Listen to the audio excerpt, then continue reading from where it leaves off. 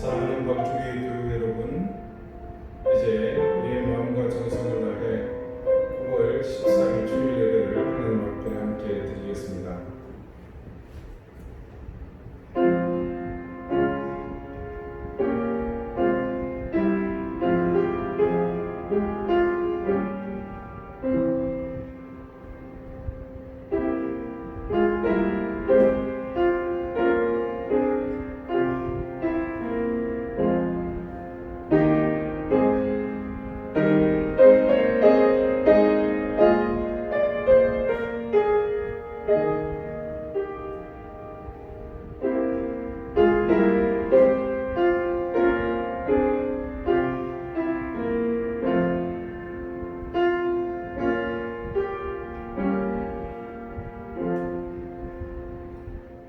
여호와는 위대하시니 우리 하나님의 성 거룩한 산에서 극진히 찬양받으시리로다.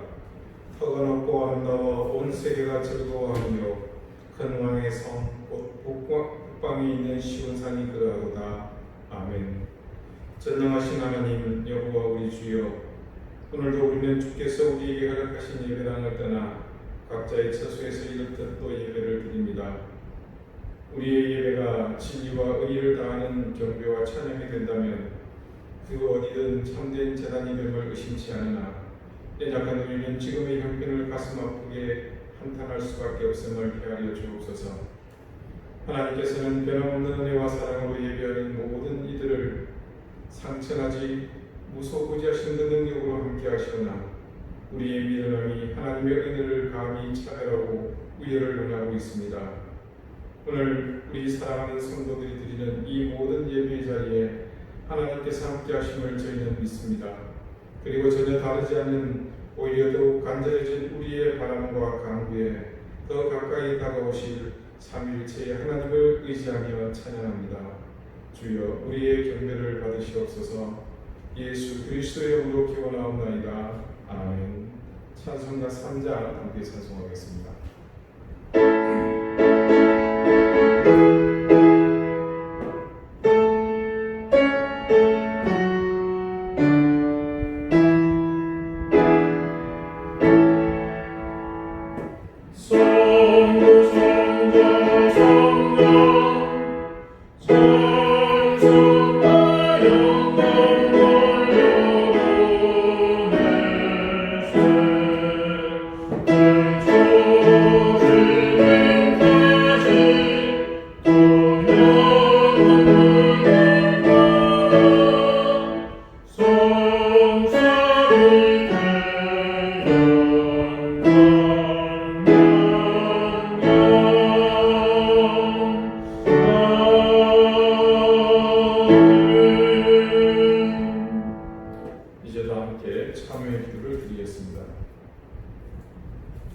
인자와 자비가 한없으신 하나님, 이 시간 허물과 죄로 죽을 저희가 아버지 인자와 자비를 의지하여 참회의 기도를 드립니다. 멀리서도 우리의 생각을 통촉하시며 우리 혀의 모든 말을 기억하시는 하나님이신데 우리는 하나님을 향한 두려움을 상실하고 말과 행동으로, 그리고 그 말과 행동이 중첩되어 이룬 삶으로 죄를 범하며 살았습니다. 사람의 눈을 속였다는 안도감에 하나님의 눈길마저 피했다는 어리석은 판단과 행위로 은밀한 중에 죄를 지으며 살았습니다. 하나님을 뺐을 때와 세상 가운데 있을 때 우리는 전혀 다른 인생의 모습이었으며 도리어 하나님의 자녀임을 우리는 숨기며 세상 연락을 따라 살기에 정신없는 시간을 보냈습니다. 참된 인생의 가치를 상실하여 우리는 세속의 깊은 곳에 뿌리를 내리고 있었으며 고별된 거룩함을 눈꽃만큼도 없는 시간을 보냈습니다. 주님, 이런 우리의 허물과 무지한 삶을 용서해 주십시오. 이 시간 하나님의 인자와 자비로 우리를 새롭게 하여 주옵소서. 이제는 하나님과 나만이 아는 은밀한 죄를 생각하며 침묵 가운데 참회의 기도를 드립니다.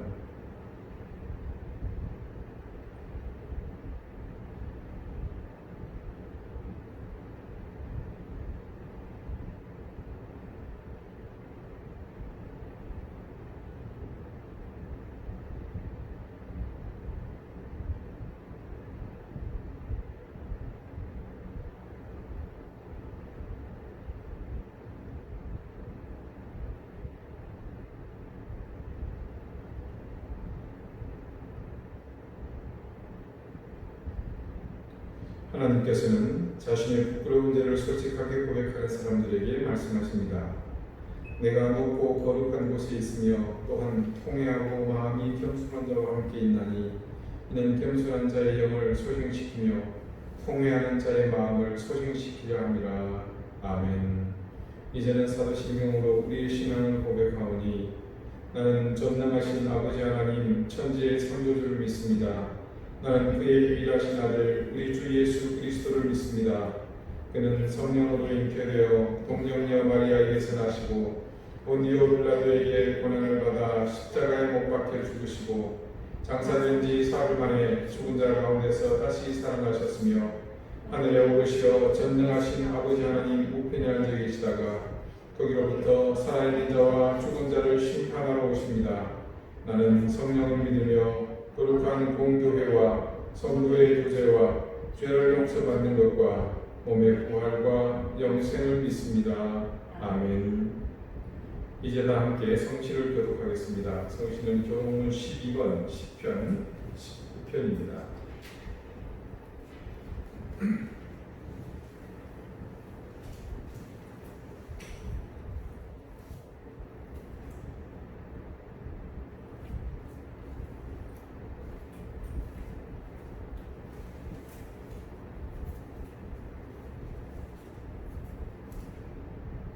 하늘이 하나님의 영광을 선포하고 궁창이 그의 손으로 하신 일을 나타내는가. 날은 날에게 말하고 밤은 밤에게 지식을 전하니 언어도 없고 말씀도 없으며 들리는 소리도 없으나 그의 소리가 온 땅에 통하고 그의 말씀이 세상 끝까지 이르르다.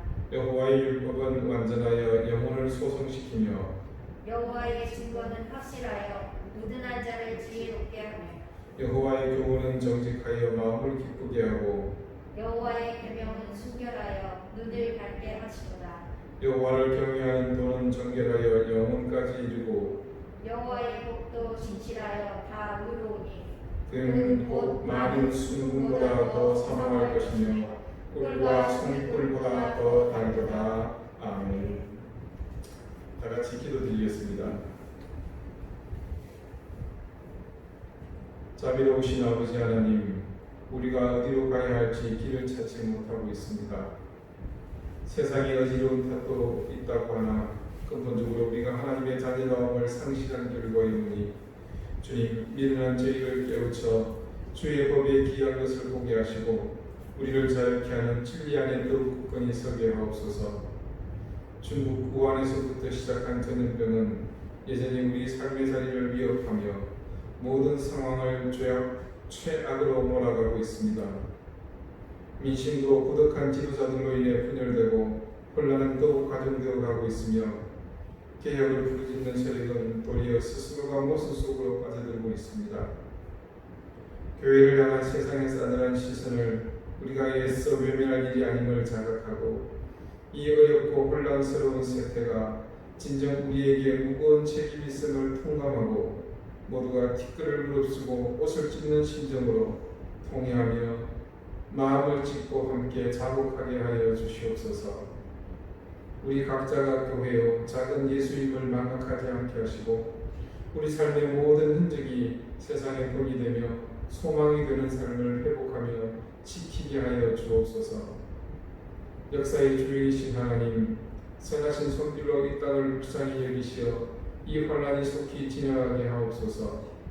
병마가 속히 물러가게 하시며 우리를 근심하게 만들고 무엇보다도 분열하게 하는 악한 힘의 역사를 속히 물리쳐 주시옵소서. 뿐만 아니라 이 물리침을 통해 우리 예배의 자리가 속히 회복되는 은혜를 더하여 주시기를 기도합니다. 하나님, 이 땅의 교회가 새로 깨어나게 하옵소서.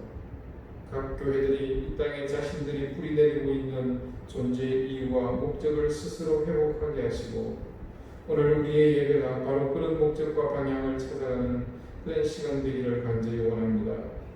오늘 주일 하루도 하나님 앞에 예배드리는 이 땅의 모든 교회들이 그 십자가의 빛이 아래에서 바로 이런 이유와 목적을 회복해가며 교회됨의 올바른 자리매김을 찾아가는 그런 시간이 되게 하옵소서. 주님, 이 예배 자리로 나올 때에 우리가 미처 버리지 못한 강한 자의식과 끊기지 않는 우리의 꼿꼿한 고개를 누르뜨리게 하시고 지극히 겸손함으로 하나님을 바라보게 하여 주시기를 간절히 기도하옵나이다. 주님, 이곳에 우리 광주교회를 하나님께서 세우게 하심을 감사드립니다. 주님, 이 땅 가운데 우리가 있어야 할 그 목적과 사명을 우리가 하나님 깨닫게 하여 주시고 그런 목적과 사명을 따라 우리의 소명을 온전히 감당하는 교회 되게 하시기를 구합니다. 주님, 오늘 우리가 이곳에 서게 된 모든 원인 가운데는 광주재단이 가진 무모한 시도 그들의 허황된 욕망이 그 기초에 있음을 하나님 결코 간과할 수 없습니다. 아버지 하나님, 교회를 사유하며 하나님의 뜻을 인간의 뜻으로 포장하고 있는 저들의 가락함과 무도한 시도가 속히 꺾이게 하시고 우리의 기억 속에서 사그라들고 잊혀져 가지 않도록 늘 기도의 자리에 이 허물어지고 비틀어지고 왜곡된 것이 바로 세워지도록 늘 함께 참여할 수 있도록 인도해 주시기를 구합니다.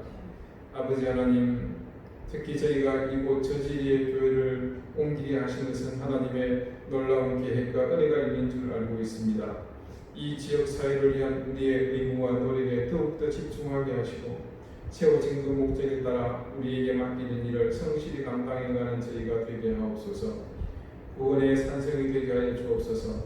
세상 사람이 피할 곳이 되게 하시고 그들의 안식처가 되게 하시며 이 교회를 바라보며 많은 이들이 영혼의 쉼을 얻고 구원을 얻는 귀한 곳이 될 수 있도록 도우시기를 기도합니다.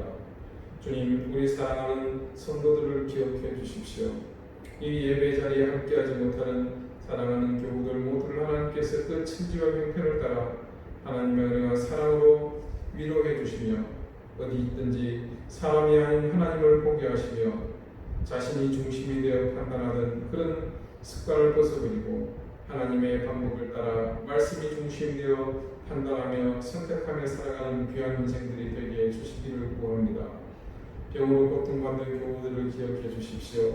유화성 권사님, 전은숙 집사님의 어머니, 또 하나님뿐만 아니라 출산 후에 또 큰 고통을 겪고 있는 우리 선우 동생 시우까지 하나님께서 귀히 지켜주시기를 구하며 특별히 스스로 회복 중인 고현신 권사님과 폐렴으로 큰 위기를 겪으면서도 하나님의 은혜로 이제 회복의 길을 걷고 계신 박봉학 집사님, 이 모든 하나님의 사랑하는 자녀들을 지켜주시고 은혜를 더해 주시기를 간절히 구합니다.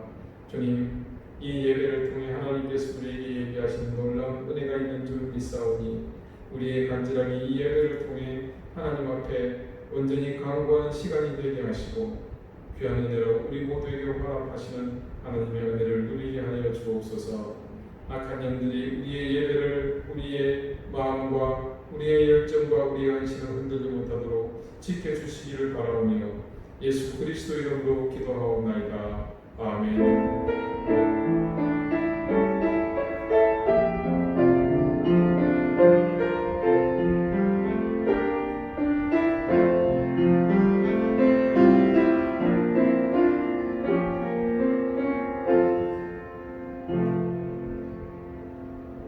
찬송가 74장 함께 찬송하겠습니다.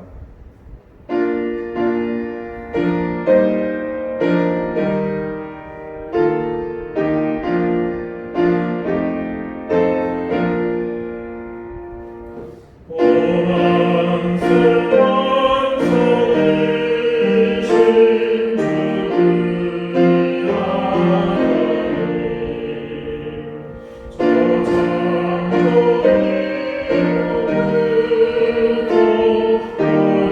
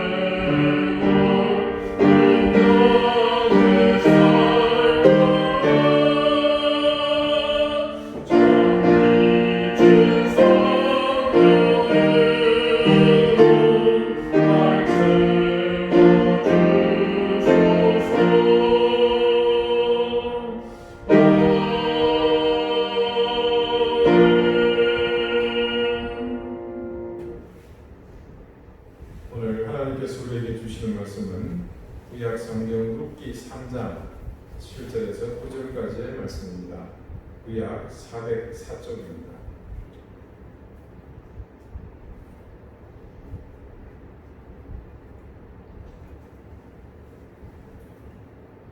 룻기 3장 7절에서 9절까지의 말씀을 제가 읽겠습니다. 다같이 하나님의 말씀을 경청하십시오. 보아스가 먹고 마시고 마음이 즐거워가서 곡식단 더미의 끝에 눕는지라. 룻이 가만히 가서 그의 발치기구를 들고 거기 누웠더라. 밤중에 그가 놀라 몸을 돌이켜본즉 한 여인이 자기 발치에 누워 있는지라. 이르되 네가 누구냐 하니 대답하되 나는 당신의 여종 룻이오니 당신의 옷자락을 펴 당신의 여종을 덮으소서. 이는 당신이 기업을 물을 자가 됨이니이다 하니. 아멘. 하나님께서 이 말씀으로 우리에게 은혜 주시기를 원합니다. 오늘은 누워있는지라 라는 제목으로 하나님의 말씀을 전하겠습니다. 그 밤에 어머니의 지시로 보아스의 타작마당에서 몸을 숨긴 채 때를 기다리고 있던 룻은 과연 그 가운데서 무슨 생각을 했을까요? 자신이 원하는 것, 자신이 하고 싶은 것에 대해서 정작 본인이 스스로 생각해 본 적이 있었나 싶습니다. 과연 지금 그 순간 풀숲에 숨죽이며 앉아있는 룻의 의중은 무엇일까요? 지난 50여일 동안 그랬던 것처럼 여생을 추수철에 남의 밭에서 이삭이나 주우며 살아야 하나. 그나마 지금은 젊어서 괜찮을지 몰라도 나이가 들면 그때는 어떻게 될까? 친절한 이 나이 지긋한 보아스가 세상을 떠나고 나면 또 어떻게 될지 아무도 모를 일입니다. 세상의 밭 주인이 모두 다 보아스 같으리라는 법은 없으니까요. 더군다나 어머니 나오미가 언젠가는 세상을 떠날 텐데 나오미가 죽고 나면 동네 사람들의 태도가 어떻게 바뀔지 그것도 모를 일입니다. 시어머니 나오미가 없다면 룻은 유대인들과 아무런 연결고리가 없는 그야말로 생으로 그냥 이방인일 뿐입니다. 그런 여러 가지 생각들이 그녀의 머릿속에서 어지럽게 혼재된 그 순간 이러던 저러던 나오미와 룻의 미래가 이제 그 밤에 일어날 모종의 일에 의해서 결정될 듯 싶습니다. 룻을 그 밤에 홀로 타작마당으로 보낸 나오미는 자신이 꾸민 일의 심각성을 잘 알고 있었습니다. 그것은 보아스를 사실상 나오미가 시험대로 불러낸 것과 같습니다. 물론 그 시험지의 문제지는 곱게 차려입고 기름을 바르고 자신의 타작마당에서 덥고 잘 이불의 발치 끝부분을 들고 모종의 제스처를 취할 룻입니다. 어떻게 보면 자신의 의중과는 전혀 관계없이 보아스는 단지 친절을 베푼 그 죄로 그 밤 자신의 명성을 증명해 보여야 할 그런 운명의 노이셈입니다.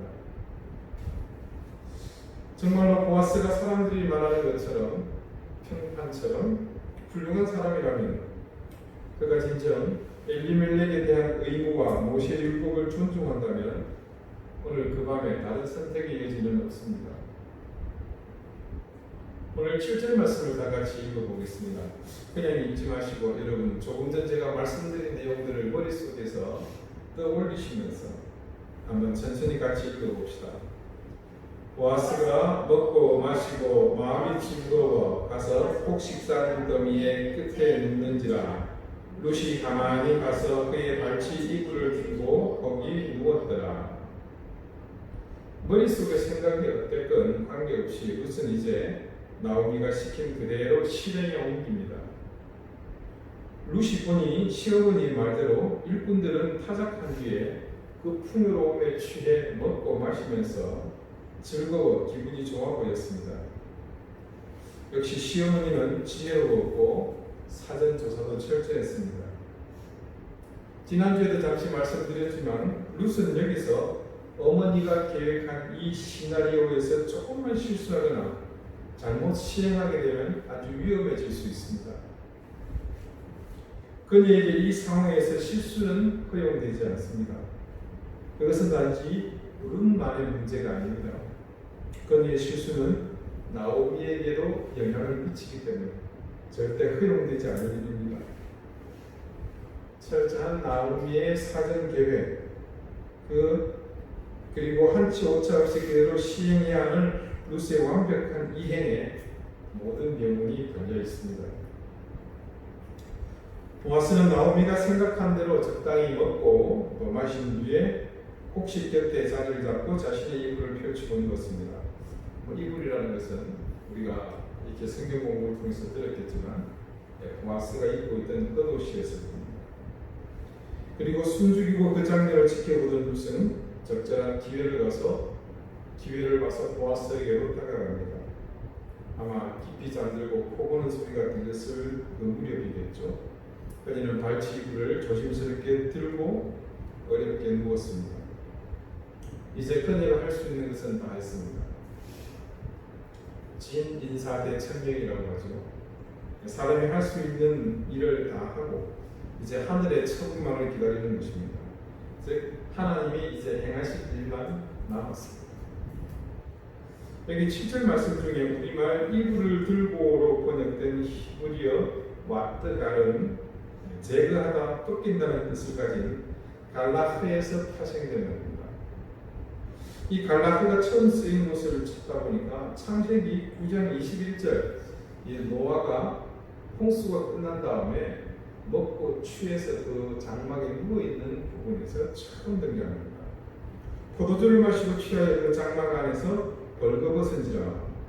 여기서 이 갈라가 처음 사용되었습니다. 즉 이불을 들고라는 말이 의미하는 말은 상당히 심도 있는 의미를 담고 있는 그런 표현이라고 봐야 합니다. 그러니까 조금 전 노아의 행위에 표현된 그 의미를 두고 보자면 이는 외관 상해를 유혹하는 딱 그 모습입니다. 자, 그렇다면 지금 나오미가 룻에게 이렇게 갈라하게 시킨 것인데 베들레헴이 인정하는 젠틀맨 이 신사 보아스를 향해서 그런 도발을 하도록 시킨 저희가 도대체 무엇이라는 말입니까? 갈라흐가 사용되었다는 것은 이 단어의 성격상 이 문맥에서 언급하지는 않았다지만 단지 이불만을 들춘 그 행위를 의미하는 것만은 아닙니다. 유대인들의 삶에 대해서 잘 아는 학자들의 이야기를 빌리자면 이때 룻은 자고 있는 보아스 발치의 이불만 갈라한 것이 아니고 적어도 최소한 보아스가 신고 있는 신발까지 갈라했다고 보는 것이 일반적이라고 합니다. 갈라그의 본래 의미처럼 이불을 들고 신발을 한쪽이라도 벗게 냈다는 것은 보아스로 하여금 알몸을 드러낸 것과 같이 수치스럽게 만들었다는 것이고 이것이 나오미가 진짜 의도했던 일의 핵심이라는 말입니다. 그 다음 8절 말씀을 보겠습니다. 밤중에 그가 놀라 몸을 돌이켜본 적 한 여인이 자기 발치에 누워있는지라. 왜 놀랐는지 이제 이 갈라흐란 말을 통해서 충분히 짐작하시겠죠. 보아스가 잠결에 아마 소스라치게 놀랐을 것입니다. 그에게 느껴지는 기운, 사실 기운이라기보다는 기억 속에 아련히 떠오르는 어떤 향유 냄새와 함께 어슴푸레 잠에서 깬 그가 자신이 갈라흐되어 있다는 사실을 발견했겠죠. 그리고 놀랍게도 그 갈라흐를 진행한 사람은 누굽니까? 룻입니다. 이미 나이 지긋한 보아스 순간 자신이 갈라흐되어 있고 그 주인공이 룻이라는 사실을 직면하면서 이 지혜로운 보아스는 연륜이 있는 그는 분명 머릿속에 이미 나오미의 생각까지 진작에 오버되어 있었을 것입니다. 그러니까 지금 이 상황은 연출 나오미, 주연 룻, 딱 그 각입니다. 지금 룻은 보아스에게 자신을 위해, 물론 여기는 나오미가 세트로 함께 이제 포함되는 것입니다. 대가 없이, 여기서 대가라는 뭐겠습니까? 어른들 이미 짐작하고 계시겠지만 보아스가 다른 집에 대를 이루어주도록 하는 그 일입니다. 그런 의미로 지금 자신에게 저질러진 이 갈라흐를 용인해 달라고 이 룻이 요청을 합니다. 수원법, 바로 율법에 정한 그것이 중요 골자인데 타인의 유익을 위해 이타적인 헌신이나 봉사를 제공하는 것, 그것이 바로 이 수원법에 담겨 있는 정신입니다. 그래서 그것을 요청하고 있는 것이죠. 졸지도 주무시지 않고 이스라엘을 지키시는 하나님께서 지금 세심한 손길로 행여 하늘의 실이라도 터질까 조심스럽게 보아스와 룻을 어루만지고 계심을 저는 이 말씀 속에서 느낄 수 있었습니다. 이 상황을 맞닥뜨린 보아스는 놀랐다고 말씀이 증거합니다.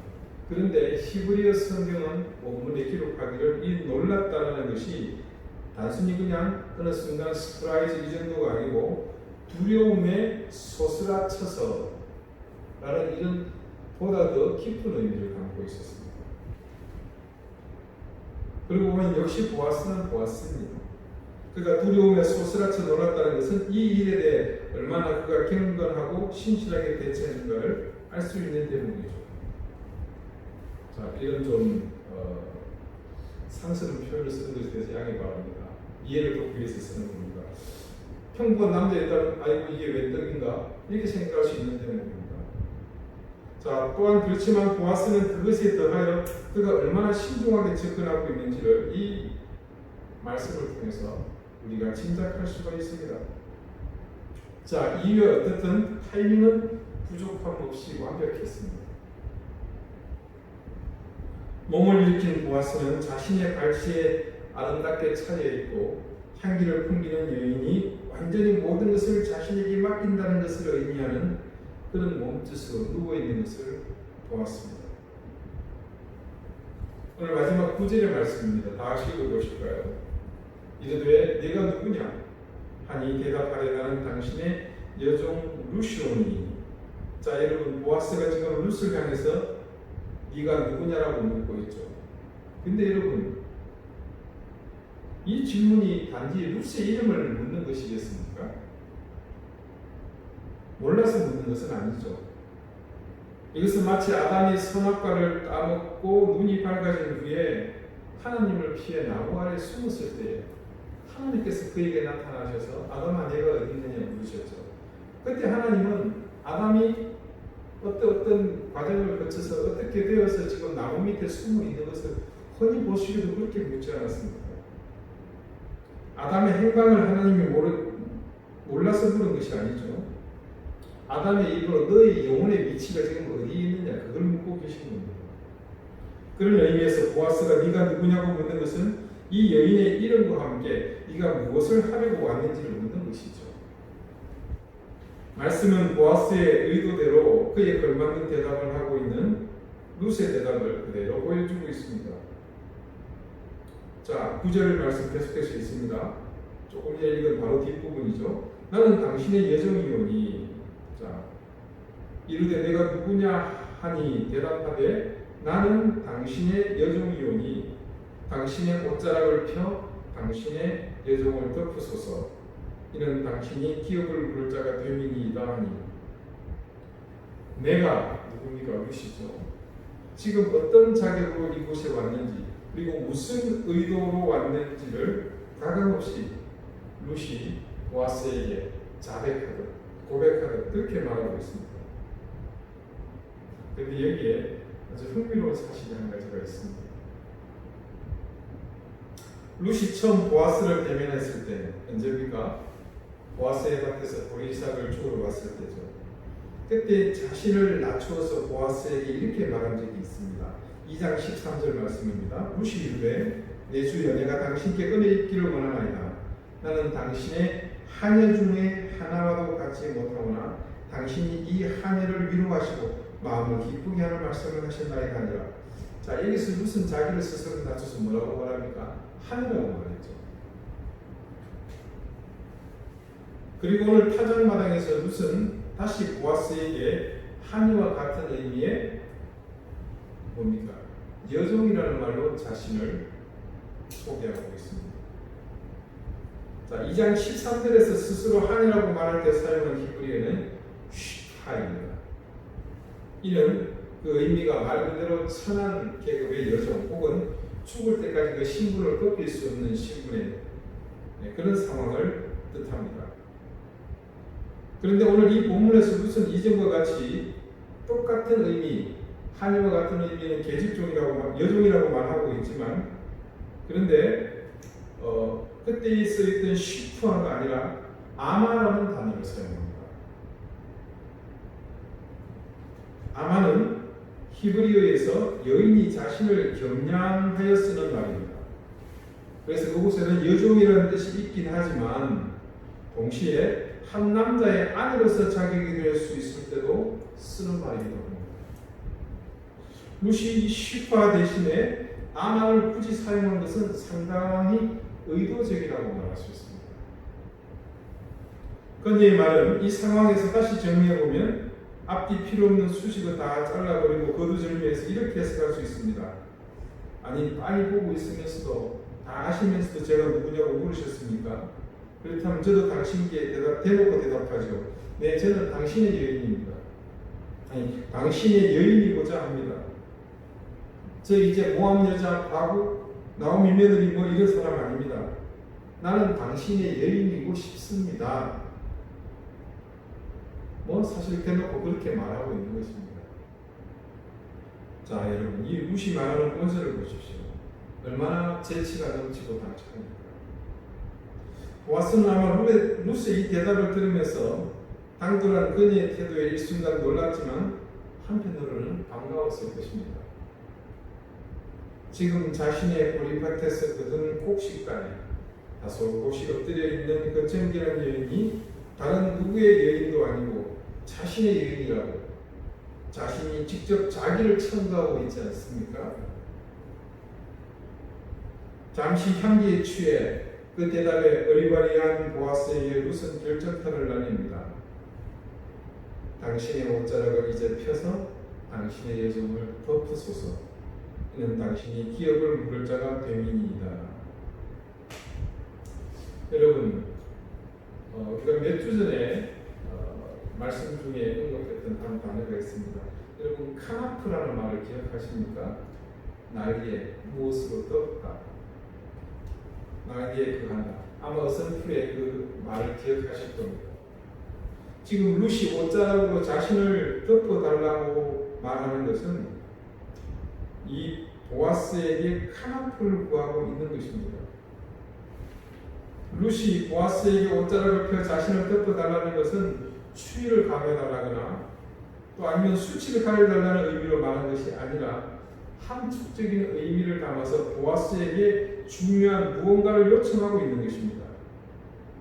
그래서 룻이 이불을 덮어달라 그 말을 카나프라는 말을 사용해서 대답하고 있는 것입니다. 자, 룻기 2장 12절 말씀을 제가 한번 읽어보겠습니다. 여러분 그때 이 말을 한번 기억해 보시기를 바랍니다. 이스라엘의 하나님 여호와께서 그의 날개 아래에 보호받으러 온 네게 온전한 상 주시기를 원하노라. 자, 여러분 이제 그때 말씀이 기억이 나실 겁니다. 보아스가 아름다운 행실을 통해서 자기 앞에 서 있는 그 착한 여인 룻에게 건넸던 축복의 인사입니다. 이때 보아스가 그의 날개, 누구의 날개입니까? 하나님이 보호하시는 날개잖아요. 그 날개 아래로 보호받으러 온 네 누구에게? 누구요? 룻에게. 그런 룻 너에게 온전한 상 주시기를 원하노라 라고 그렇게 축복하며 말했었습니다. 여기에 등장했던 그의 날개, 하나님의 날개가 바로 카나프입니다. 어떻게 전혀 다른 단어를 사용하고 있는데 동일하게 카나프가 등장했는지 이 룻기를 기록한 언어가 놀랍지 않습니까? 보아스가 룻에게 빌었던 그 복을 이제 당신이 내 눈앞에서 실현되게 해달라고 그녀가 간청하고 있는 셈입니다. 일순간, 아니 아주 잠깐일 수도 있지만 보아스와 룻 두 사람 사이에 침묵이 흘렀을 것으로 추정됩니다. 저는 이 룻기를 수십 번도 넘게 읽었지만 오늘처럼 이렇게 이 장면이 긴장되고 가슴을 먹게 하는 대목이지 오늘 처음 알았습니다. 어쩌면 이 룻기를 기록한 사람은 당대 최고의 문장가이거나 아니면 절대적으로 성령의 한치에 흐트러짐 없이 온전히 붙잡혔던 사람이 아닐까 그런 생각이 듭니다. 여러분, 지금껏 우리가 살펴봤던 룻기의 흐름을 살펴봅시다. 앞서서 일어났던 소소한 모든 일이 지금 이 순간과 모두 한치의 오차 없이 들어맞고 있는 것을 볼 수 있습니다. 정말 소름이 돋을 정도입니다. 한 가지만 보겠습니다. 이제 보아스의 옷자락에 룻이 덮이게 되면 어떤 일이 일어나겠습니까? 여러분, 나오미가 자기 딸, 자기 며느리 룻을 위해 그렇게 간절히 바라던 안식할 곳이 생기게 되는 것입니다. 3장 1절 말씀 여러분 기억하시죠? 룻의 시어머니 나오미가 그에게 이르되 내 딸아 내가 너를 위하여 안식할 곳을 구하여 너를 복되게 하여야 하지 않겠느냐. 자, 지금 이 나오미의 간구가 성취되려고 합니다. 그녀에게 뭐가 생기는 겁니까? 그녀가 빌었던 안식할 곳이 이제 생기려 하지 않습니까? 자, 거두절미하고 이 장면은 한마디로 룻이 이제 보아스에게 대놓고 청혼하는 장면입니다. 그 청혼은 남사스러운 삼류소설 같은 이야기도 아니고 절제되고 군더더기 없는 방법으로 진행되고 있습니다. 거기다가 이 모든 것의 배경에는 유다인이라면 누구도 거부할 수 없는 모세의 율법이 정한 규례에 있다는 것입니다. 자, 그렇다면 뭡니까? 이제 당신이 결정하십시오. 보아스. 여기까지 한 사람의 여인 룻이 할 수 있는 모든 것은 끝났습니다. 그녀가 나오미 자기 어머니를 위해서 또 자기가 시본 엘리멜렉의 집안을 위해서 할 수 있는 모든 것이었습니다. 여러분, 우리는 하나님의 손길을 매 순간 느끼며 살 만큼 영적으로 예민하게 살아본 경험이 그렇게 많지는 않습니다. 그러나 아무리 무디고 우리의 감각이 영적으로 여리다고 하더라도 그런 우리의 삶과 관계없이 하나님은 우리의 모든 인생을 세밀하게 섭리하고 계십니다. 여러분 그것을 믿으십니까? 지금 당장은 내게 그것이 불합리하고 이해되지 않고 분노할 상황일 수도 있습니다.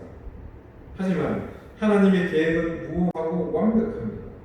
그렇기 때문에 지금 말씀드린 불합리하고 이해되지 않고 분노할 그 상황 또한 무엇이라는 얘기입니까? 하나님의 섭리라는 말입니다.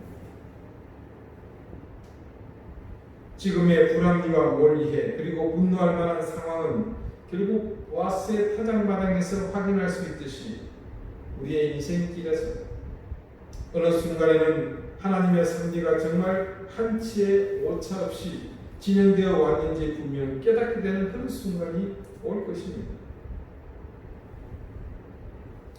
다시 처음 타작마당에 한켠 룻이 수풀 속에 몸을 숨기고 있을 때의 상황으로 돌아가 봅시다. 그녀는 과연 자신의 남편이 요절하고 세상을 떠난 뒤 생면부지의 타국으로 시어머니를 따라오겠다고 나선 길이 이런 결말에 이르게 될 것을 생각이나 했겠습니까? 처음 어머니의 굶주림을 보다 못해 이스라엘의 율법에 따라 이삭을 줍는 고아와 과부를 위한 배려의 법이 있음을 알고서 우리 이삭을 죽으려고 자루를 들고 나왔을 때 과연 룻은 자신에게 이런 일이 생길 것이라고 생각이나 했겠습니까? 지금 이런 엄청난 사건 앞에 서게 된 룻은 얼마나 그 순간 떨리며 긴장했겠습니까? 이제 그녀는 자신의 운명에 드리워진 하나님의 손길 앞에서 막연히 기도할 뿐입니다. 그리고 그 기도의 응답은 보아스의 대답으로 분명하게 나타날 것입니다. 여러분, 하나님은 우리에게 언제나 생명으로 이르는 길을 열어주시는 분이십니다. 그런 면에서 오늘 룻을 이곳으로 인도한 모든 손길은 바로 하나님의 은혜요, 그분의 인도하심과 의도적인 역사였음을 알 수 있습니다. 한 여인의 이런 극적인 운명의 경험은 결코 그 시대 그 자리에서 이례적으로 일어나고 그친 사건이 아닙니다. 하나님은 오늘도 이 땅에 무수히 많은 룻을 위해 나오미를 준비하시고 또 그 나오미의 간구를 응답하시기 위해서 수많은 보아스를 예비하시는 분이십니다. 내가 넘어설 수 없는 운명의 사슬이 나를 올가매고 숨을 쉴 수 없도록 나를 옥죄어 온다고 하더라도 우리가 포기할 수 없고 또 절망의 나락으로 떨어질 수 없는 것은 바로 그런 순간마저도 하나님께서 당신의 자유로운 손길로 나를, 여러분을, 우리를 생명의 자리, 이 은혜의 타작마당으로 이끄는 여정임을 믿기 때문입니다. 하나님의 말씀은 오늘도 우리에게 분명히 생명의 길, 하나님께로 향하는 길을 밝히 보여주고 있습니다. 우리가 그 길을 믿음으로 가기로 작정한다면 결코 우리 앞을 가로막는 장애로 인해 주저하지 마십시오. 그런 장애들은 우리가 가는 그 길을 근본적으로 가로막지 못할 뿐만 아니라 궁극적으로는 그 장애를 통해서 하나님이 우리를 더욱 굳건히 자신의 길로 인도하심을 믿으시기 바랍니다. 지금 잠깐의 고난이나 장애를 만난 것 때문에 주저하고 있으시다면 용기를 내십시오. 지금 세상을 뒤덮고 있는 전염병의 위협도 마찬가지입니다. 이 위협으로 인해 우리가 당하는 신앙의 어려움은 잠시 잠깐입니다. 단지 지금 우리에게 필요한 것은 그 상황을 잘 감당하고 룻과 같이 순종하며 자신에게 주어진 길을 묵묵히 가는 것입니다. 그것이 우리가 승리하는 길이며 무엇보다도 오늘 룻이 맞이하게 될 보아스의 은총을 누리는 길이 됩니다. 우리는 이 모든 것을 이끌고 계신 주님의 능력을 믿습니다. 그리고 이 모든 상황 앞에서 주님의 역사를 바라며 기도하는 우리의 간구를 주님께서 듣고 계심을 또한 믿습니다. 여러분, 무엇이 두려우십니까? 일어나서 나아가십시오. 기도드리시겠습니다. 이 세상의 주인 되신 하나님, 언제나 우리의 걸음에 함께 하시는 하나님, 하나님은 우리 인생의 길이 생명의 길에 이르도록 늘 인도하시는 분이심을 믿습니다. 모압에서 룻을 부르신 하나님은 룻의 평탄치 못한 그 길 속에서도 오늘 이 타작마당이라는 은총의 자리로 인도하셨듯 우리의 인생길 역시 동일하게 인도하실 줄 믿습니다. 룻과 같이 운명의 사슬에 얽매인 것처럼 불강민의 힘에 떠밀려 이력편주와 같이 인생의 바다에 뜨드는 것 같을지 모르나 우리의 중심이 말씀을 따르고 하나님의 명하신 진리와 의를 따른다면 반드시 우리의 모든 고난과 역경은 우리를 보석처럼 빛나게 하실 하나님의 손길이심을 저희는 믿습니다. 이제 우리를 하나님 은혜의 타작마당으로 룻을 인도하신 것처럼 우리 각자의 인생을 이끌고 계신 하나님의 손길에 의지하며 언제나 참 신앙으로 살게 해 주십시오. 예수 그리스도 이름으로 기도드립니다. 아멘. 찬송가 375장 함께 찬송하겠습니다.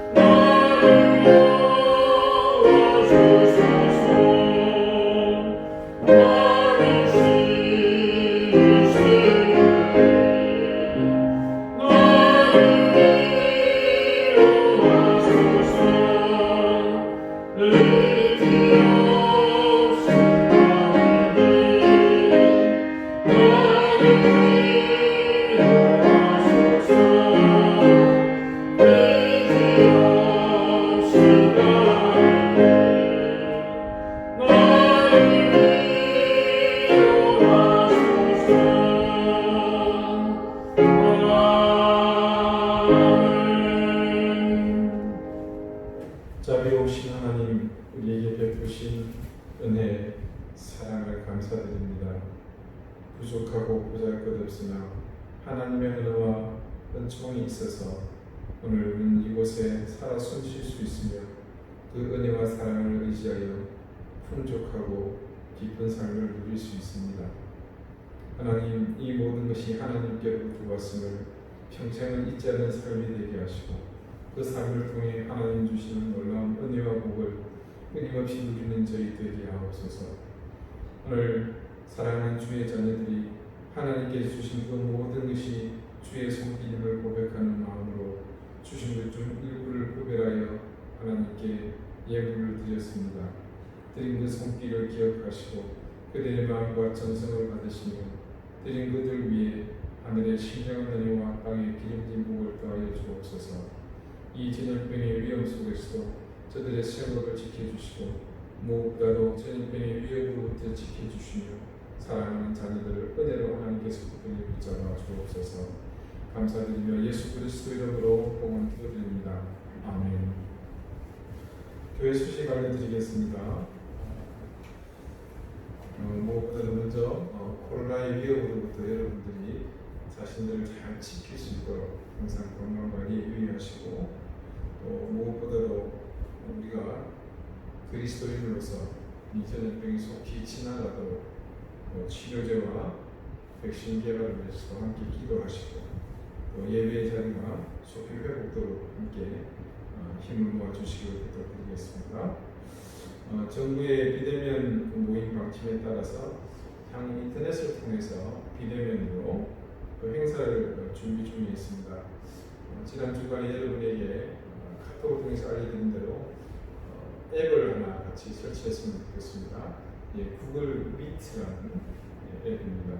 그래서 여러 가지 앱을 제가 시연을 해봤는데 연세 드신 분들도 가장 쉽게 접할 수 있는 것이고 타교회 목사님들을 통해서 제가 얻은 정보에 의하면 70, 80 넘는 어른들도 쉽게 접근해서 함께 의욕적으로 참여하고 있다. 그래서 다음 주 중으로 한번 여러분 전체 통지에서 시험 운영을 해보고자 합니다.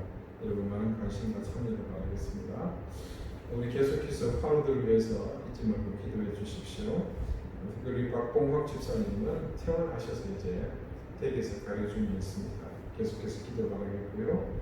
우리 김광수 형제 목회장 자매 둘째 시우를 위해서 계속해서 기도해 주시고, 우리 박봉옥 집사님도 또 시우도 여러분 기도 덕분에 하나님께서 은혜를 더해 주셨음을 또 감사드립니다.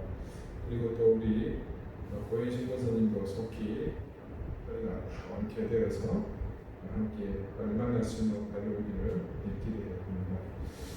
이제 다 함께 주위에 계신 분들과 인사를 마치겠습니다. 54장 찬송하겠습니다.